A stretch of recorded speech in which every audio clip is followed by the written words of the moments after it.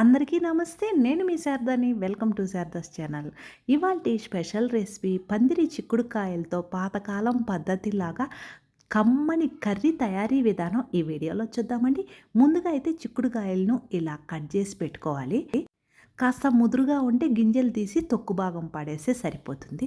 తరువాత ఉల్లిపాయలు కొంచెం ఎక్కువగా పడతాయండి ఈ కర్రీకి. నేనైతే ఇలా వెజిటేబుల్ కట్టర్ తీసుకున్నాను. ఈ వెజిటేబుల్ కట్టర్ తక్కువ రేటుకే వస్తుందండి. ఆనియన్స్ కట్ చేసేటప్పుడు కలనీళ్ళు వస్తాయి కదండి, ఇలాంటిది కానీ మన వంట రూమ్లో ఉంటే చక్కగా చిన్న ముక్కలుగా కట్ చేసుకోవచ్చు. ఈ వెజిటేబుల్ కట్టర్ లింకు ఈ వీడియోకి యాడ్ చేస్తాను, కావాలంటే మీరు కూడా తీసుకోండి. చూడండి, తక్కువ టైంలోనే ఎంత ఉల్లిపాయ అనేది మనము కట్ చేసుకోవచ్చు. ఇప్పుడు ఏ గిన్నెలో అయితే మనం కూర తయారు చేయాలనుకుంటున్నామో ఆ గిన్నెలో కట్ చేసి పెట్టుకున్నటువంటి చిక్కుడుకాయ ముక్కలు వేసుకోవాలి. తరువాత సన్నగా కట్ చేసి పెట్టుకున్నటువంటి ఉల్లిపాయ ముక్కలు, సన్నగా కట్ చేసి పెట్టుకున్నటువంటి టమోటా ముక్కలు, టమోటాలను కూడా అదే కట్టర్తో కట్ చేశానండి.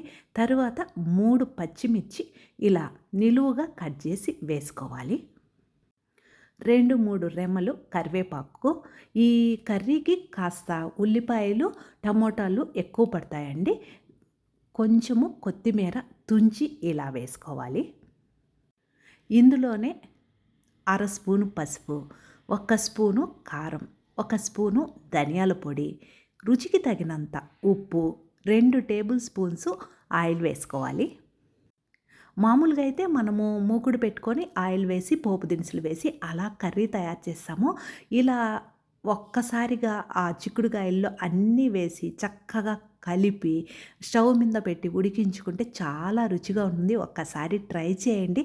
ఎలా వచ్చిందో కూడా కామెంట్ సెక్షన్లో తెలియజేయండి. చక్కగా మొత్తం మొక్కలకు పట్టే విధంగా ఇలా కలిపి ఈ గిన్నెను స్టవ్ మీద పెట్టి మీడియం ఫ్లేమ్లోనే ఉడికించుకోవాలండి. హై ఫ్లేమ్ పెడితే మాడిపోతుంది. అందువలన పాతకాలంలో మన అమ్మమ్మలు తాలింపు లేకుండా ఇలా అన్నీ కలిపి ఒకేసారి పొయ్యి మీద పెట్టి ఉడికించేవాళ్ళండి. మూత పెట్టి మీడియం ఫ్లేమ్లోనే ఉడికించుకోవాలండి. మధ్య మధ్యలో మూత తీసి కలుపుకుంటూ ఉండాలి.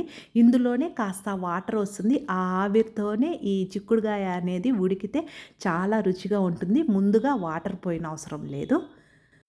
ఇలా ఆయిల్ పైకి వచ్చేంత వరకు మనము ఈ చిక్కుడుకాయలను ఫ్రై చేసుకున్న తర్వాత ఈ కూర అనేది ముద్దగా ఉంటేనే రుచిగా ఉంటుంది. 1/2 గ్లాసు కానీ 3/4 గ్లాసు కానీ వాటర్ పోసి మరొకసారి కలిపి మీడియం ఫ్లేమ్లోనే మూత పెట్టి మగ్గించుకోవాలి. చూద్దామండి, 6-7 నిమిషాలకి వావ్, మనకి ఎంతో రుచికరమైన పందిరి చిక్కుడుకాయ కూర రెడీ.